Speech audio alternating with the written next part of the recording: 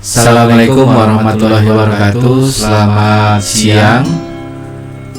Semoga Anda semua beserta keluarga dalam keadaan sehat walafiat, tidak kurang suatu apapun juga, dan tetap ikuti protokol pemerintah.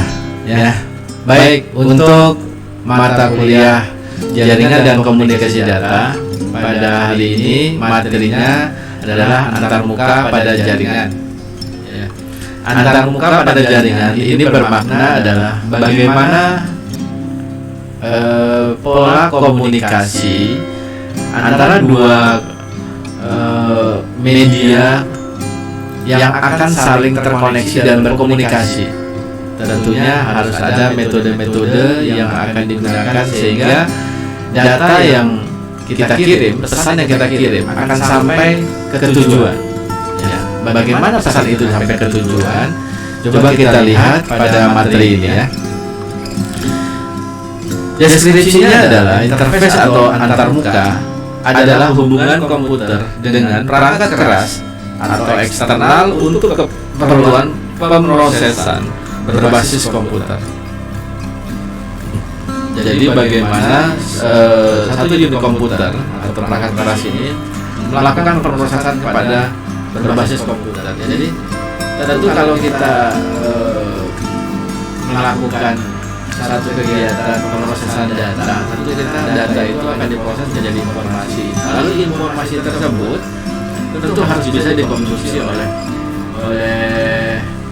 banyak orang melalui media-media. Nah, bagaimana pola media-media ini bisa melakukan komunikasi? Nah, ini akan kita bahas antarmukanya. Kita lihat di sini antarmuka pada sistem komunikasi data. Jenis antarmuka media transmisi digital terdapat dua jenis. Ya, ini dua jenis. Kalau kita lihat dari gambarnya, satu menggunakan yang digital, satu lagi menggunakan yang analog. Ya. Yang pertama itulah data circuit equipment atau DCE.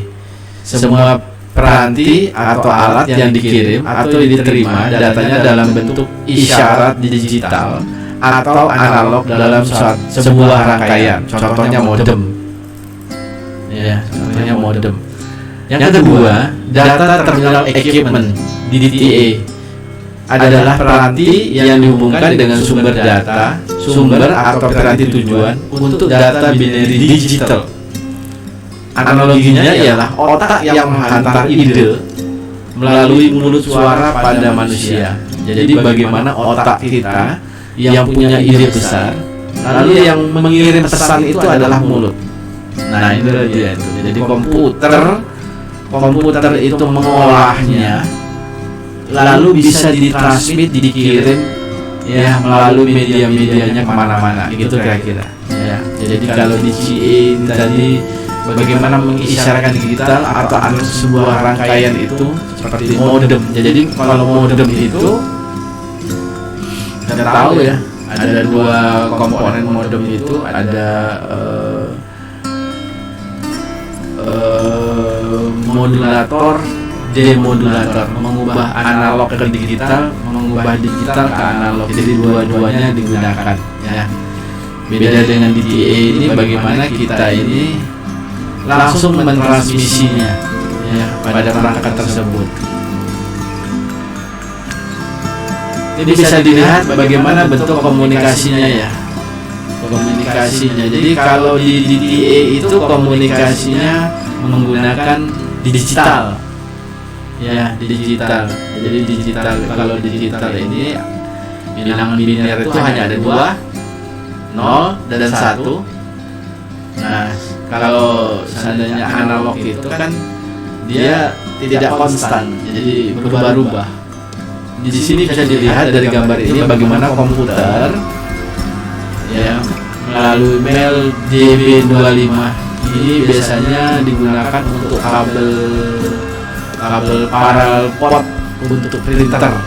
Ya, ini adalah interface kabelnya. Jadi kabel yang digunakan untuk menghubungkan. Bukan printer tapi port untuk modem. Ya, DB25 jadi untuk modem. Ini adalah female-nya ke modem. ya. Lalu dari modem ada line teleponnya. Jadi bagaimana komunikasi dari bentuk digital ke bentuk yang analog. Ya, ini dia formatnya. Kita akan coba. Nah, beda lagi dengan yang berbasis kepada antar mukanya antara dua unit komputer ya. Nah, kalau kita sudah tahu ya, kalau di komputer di jaringan, jadi kalau komunikasi di komputer itu tentu harus ada protokol. Sebagaimana kalau dalam acara-acara resmi pasti harus ada protokol, karena protokol ini yang akan mengatur daripada rangkaian kegiatannya. Jadi tahapan-tahapannya itu protokol. Jadi kalau dilihat dari yang pertama, protokolnya ini send message ke komputer yang satu lagi, artinya dia ingin mengirim. Jadi dia kasih pesan dulu. Pesannya ini bisa diterima atau tidak gitu. Kalau seandainya saya mau datang ke rumah orang, kira-kira kalau saya sampai di pagar, saya ketok pintunya, kira-kira orangnya keluar apa enggak gitu ya. Kalau orangnya keluar, minimal dia ada sendback, dia ada pesan yang dikirim kembali. Ya, pesannya ini akan ditangkap kembali dari yang kita kirim tadi, bahwasannya kita dimungkinkan untuk dapat diterima untuk dapat berkomunikasi. Nah, gitulah. Antara pengirim penerima sudah ada kesepakatan untuk bisa berkomunikasi. Ya, kalau di jaringan tentu ini dijembatani dengan IP address ya. IP address berarti satu segmen. Berarti dia kenal. Berarti alamat dengan alamatnya dikenal. Berarti makanya saya siap untuk menerima pesan Anda. Nah, ini dia. Baru nanti yang pengirimnya baru selanjutnya mengirim. Kalau udah acknowledge, ya acknowledge itu berarti sudah dipersilakan. Nah, dia bisa kirim dia pesannya itu ya, seperti yang ada di gambar di bawah ini. Pertama dia mensinkronkan, lalu dikasih pesan lagi, sinkron acknowledge-nya. Kalau udah oke, baru kirim pesannya. Nah, ya, sangat sederhana sekali. Tapi dari kesederhanaan ini maknanya dalam. Di mana apabila kita tidak diterima pesannya, maka akan ada pesan bahwasannya kita tidak diterima. Ya, pernah kan kita akses ke internet? Ya, lalu internetnya itu waktu akses itu tidak bisa akses, jadi ditolak. Karena faktor apa?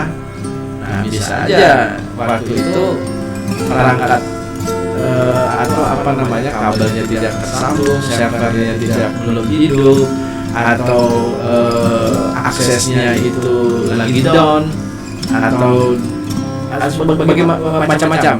Tapi paling tidak komputer kita ada pesan yang diterima. Itu namanya sinkron. Waktu kita sinkron, lalu kita dikirim lagi asinkron ke komputer awal, kita akan terima pesannya gitu. Akan terima. Nah, kalau di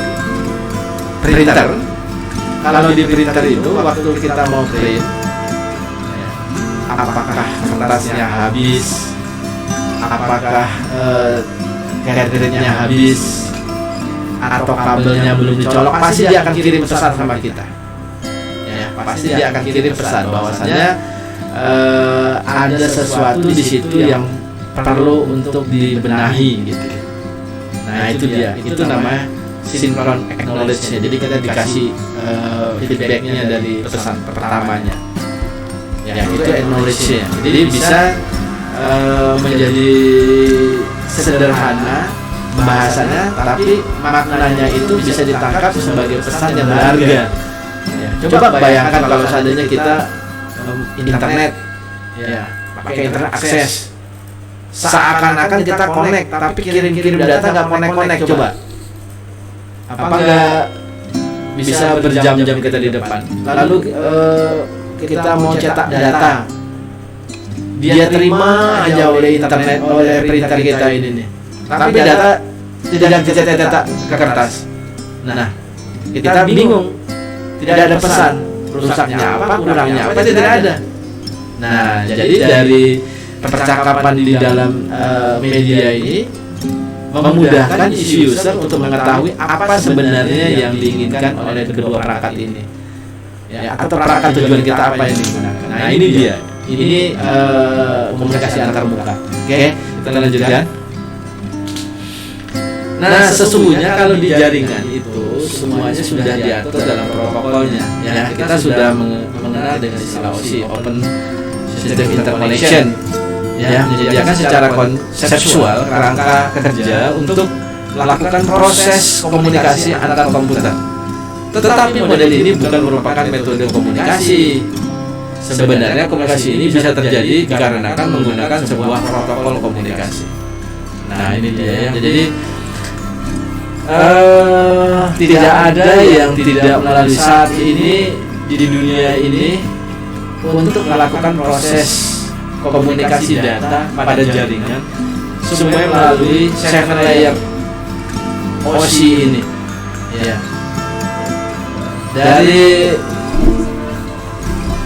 Dari aplikasi presentasi, session, transport, network, data link, physical. Ini tahapan-tahapan ini dilalui. Ya, tahapan-tahapan ini dilalui. Jadi bagaimana si application kita bisa menerima informasi, video kah dia, gambar kah dia, teks kah dia, atau apa bentuknya? Presentation. Bagaimana di presentation ini, ya, data yang dikirim cocok dengan aplikasi yang ada di dalam komputer kita. Ada dikirim sekarang filenya itu file umpamanya file musik lah ya, berarti MP3. Kalau video MP4, ya, kalau nanti gambar JPG atau PNG atau bisa file doc, ya. Nah, tentunya dia akan kasih pesan sama kita, wah, si A ini tidak ada file pemutarnya untuk untuk musik atau untuk video, maka akan dikasih pesan, kita tadi minta untuk menginstal. Ini di presentation, di sessionnya lagi nanti, di sessionnya kita akan dikenalkan. Jadi dikenalkan antara softwarenya dengan jadi protokol untuk manage kan. Jadi lalu ada transportnya, transport bagaimana ini dikirim, dikontrol sesuai antara subnet masknya di sini dibilang di sini ya, subnet boundary-nya ya, bagaimana komunikasi ini. Komunikasi ini bisa diterima, jadi karena kan kita nggak tahu ini sekarang ini. Apakah kita pakai, semua orang pakai produknya IBM semua, tidak ada yang pakai Apple, ya kan? Apakah sistem operasinya semuanya Windows, tidak ada Linux, atau Linux semua tidak ada Windows? Kan kita tidak tahu, ya kan? Jadi semuanya itu kan butuh yang namanya protokol. Itu kalau kenegaraan perlu protokol, kalau datang ke sana diutus dulu, sudah menyelesaikan bagaimana nanti mekanisme di sana. Ini sama juga dengan di jaringan ini. Ada yang menjembatani dari bermacam-macam produk, bermacam-macam sistem operasi, bermacam-macam. Nah, ini ada yang menjembatani semuanya. Belum tentu kita ini nih semuanya sama. Nah, inilah di session, di transport. Nah, di transportnya ini kan di semuanya dicek, networknya dikasih alamat, ya, bagaimana alamat kita tidak sama dengan alamat lainnya. Ini seakan-akan kita ini tinggal dalam satu komplek, ya, kompleknya sama, jalannya sama, daerahnya sama, tinggalnya sama. Yang beda itu adalah nomor rumahnya. Nomor rumahnya beda. Ya, kalau nomor rumahnya sama, bagaimana Pak Pos mau ngantar? Bagaimana paket mau sampai? Semuanya sama. Ya kan? Nah, ini dia, tidak boleh sama. Kalau sama akan terjadi tabrakan data. Itu tidak boleh. Nah, data link, bagaimana ngeprem tadi ya. Jadi data itu sudah dipilah-pilah, dikirim itu dipilah-pilah, dipecah-pecah, lalu nanti diterima lagi data itu mulai disatukan kembali ya di physical. Ya, physical datanya per bit lalu dilewatkan pada perangkatnya ya, pada perangkatnya bagaimana perangkat itu bisa membaca kembali data yang dari yang mengirim dan penerimanya. Ya, di sini semuanya terjadi ya, di sini semua terjadi. Jadi, semua yang menurut kita itu gampang, semua itu dikirim pasti diterima, ternyata prosesnya itu ada 7 lapis. Dan semua perangkat yang mengadopsi ini, baik itu smartphone, baik itu nanti komputer, laptop, desktop, MacBook, ya, notebook dan segala macamnya ya melalui tahapan 7 layer ini atau OSI. Jadi semuanya mengadopsi kepada bagaimana data dan informasi ini bisa disajikan pada informasi. Oke ya. Nah ini dia, kita akan coba satu persatu membahas bagaimana sih sebenarnya 7 layer itu ya. Layer yang ke-7, jadi walaupun dia di atas tapi tidak dihitung dari nomor 1 tapi dari 7 layer, dianggap dia yang paling atas. Ya. 7 layer, 7 layer dari urutan ke-7, application on layer ya. Jadi ada application. Jadi fungsinya aplikasi yang saling berkomunikasi antar komputer, dengan kata lain aplikasi lain mengacu pada pelayanan komunikasi pada suatu aplikasi. Jadi udah jelas lah, pokoknya aplikasi yang akan kita install lah, matching dah. Kalau kita mau buka satu bentuk website, kita harus install dulu browser. Kita mau lihat di sana, kita pakai telnet. Ya. Dan segala macamnya itu harus kesesuaian antara aplikasi dan tujuan kita mau menggunakan daripada komputer tersebut. Yang keenam adalah presentation. Ya, presentation itu adalah pada layar bertujuan untuk mendefinisikan format, misalnya ASCII, teks, binary, dan JPG. Tadi sudah disampaikan ya bahwasanya di presentation ini kita diminta benar bukan kita sih, komputer diminta untuk menyesuaikan. Saya mau kirim gambar deh, bisa nggak komputer kamu gitu? Nah, bisa tidaknya itu tergantung daripada, bisa tidaknya tergantung daripada ada nggak di situ aplikasi yang bisa membukanya. Nah, mencocokkan tadi session layer. Ya, session layer. Jadi session layer mendefinisikan bagaimana memulai, mengontrol dan mengakhiri suatu percakapan, dengan kata lain disebut dengan session. Ya. Jadi kan kalau data itu dikirim pasti ada masuknya, ada selesainya. Ya. Nah, itu bisa diperhitungkan semuanya. Bisa diperhitungkan berapa waktunya, berapa lamanya, berapa kecepatannya, berapa dibutuhkan bandwidth berapa. Nah, itu semua jadi semua sudah diatur ya. Sehingga komputer yang menerima pun dapat menerima dan membaca itu tidak bentuknya tidak menjadi terputus-putus, datanya tidak hilang gitu. Jadi datanya bisa diterima secara lengkap ya. Inilah kira-kira bahasanya itu tuh. Pada transport layer ya, pada transport layer ini, pada layer 4 bisa dipilih apakah menggunakan protokol yang mendukung error recovery atau tidak melakukan multiplexing terhadap data yang datang, mengurutkan data yang datang apabila datanya tidak berurutan. Nah, ini dia ya. Jadi di sini tentunya protokol ini tadi dia selalu memberi informasi kepada kita. Jadi memberi informasi bahwasannya jika ada sesuatu di situ, dia akan step by stepnya akan diatur sedemikian rupa. Mau print, ya kan kita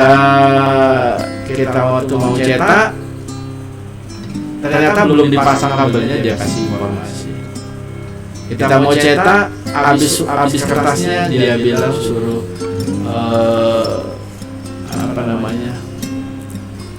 suruh masukkan ke kertasnya lagi ya. Caterinnya habis dia kasih tahu, dan segalanya kan segala macam dikasih tahu. Nah ini dia menyesuaikan. Jadi bagaimana kita diinformasikan. Jadi tahapan-tahapan itu dia atur sedemikian rupa. Network layer, ya, layer ini mendefinisikan pengiriman data dari ujung ke ujung. Untuk melakukan pengiriman pada layer ini juga melakukan pengalamatan pendefinisian pengiriman jalur routing. Ya, ini tadi dikatakan bahwasanya kalau seandainya kita saat ini menggunakan kayak Bapak menggunakan Windows sistem operasinya, lalu menggunakan TCP/IP, ya kan? Nah, Bapak nggak tahu, hanya menggunakannya saja. Di sana Bapak mau kirim ke email, mau kirim kemana-mana itu Bapak tidak terlalu peduli. Tahu-tahu sudah sampai. Apakah dia sama dengan Bapak? Ya mudah-mudahan sama. Memakai aplikasi yang sama, menggunakan sistem operasi yang sama dan protokol yang sama. Ternyata tidak mungkin dia. Dia lebih canggih lagi. Ya, beli produk-produk yang lebih hebat lagi. Ya, yang mahal-mahal. Bisa nggak dia koneksi? Nah ini dia tugasnya daripada network layer. Bagaimana dia memilah-milah, merouting agar data yang dikirim itu sampai ke tujuan. Kalau Anda beli paket, ya, lewat paket, pasti nggak pernah akan salah. Ya, kalau alamat yang Anda berikan benar dan tujuannya yang akan menerima itu juga benar gitu.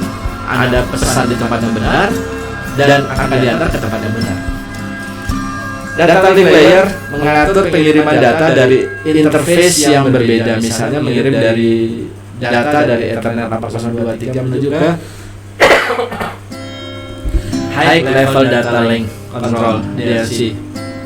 Ya, jadi dia sudah pasti data-data ini akan dikemas sedemikian rupa sehingga data-data ini bisa di frame lagi, bisa disatukan lagi, dikenal baik itu dari perangkatnya, dari alamatnya, teknologinya, dikenal, dikemas lagi, sehingga disusun lagi ya dari data link layer. Pada physical layer ini mengatur tentang bentuk interface yang berbeda-beda dari sebuah media transmisi.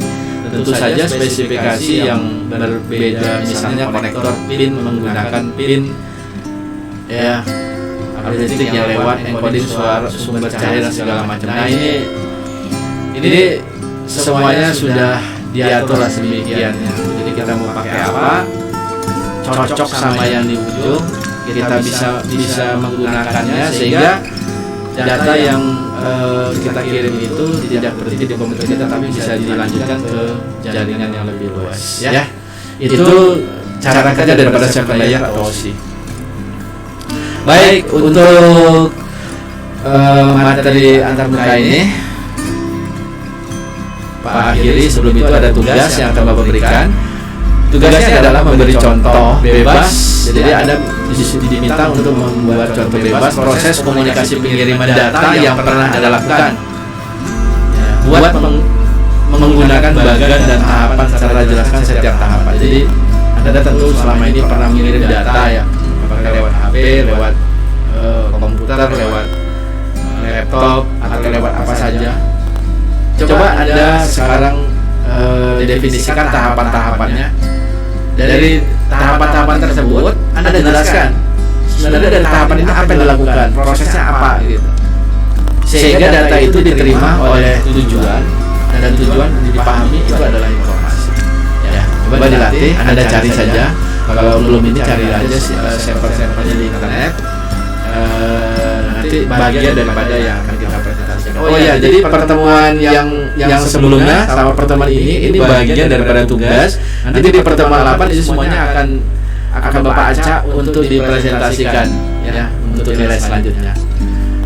Baik, mungkin itu saja dari Bapak untuk pertemuan ini. Sekali lagi Bapak menyarankan tetap sabar di pandemi Covid ini. Jangan terlalu banyak kita melakukan aktivitas yang tidak penting, karena dengan kita bersabar kita menyayangi keluarga, dan semoga pandemi ini cepat berlalu. Demikian saja dari Bapak, mohon dimaaf. Assalamualaikum warahmatullahi wabarakatuh. Selamat siang.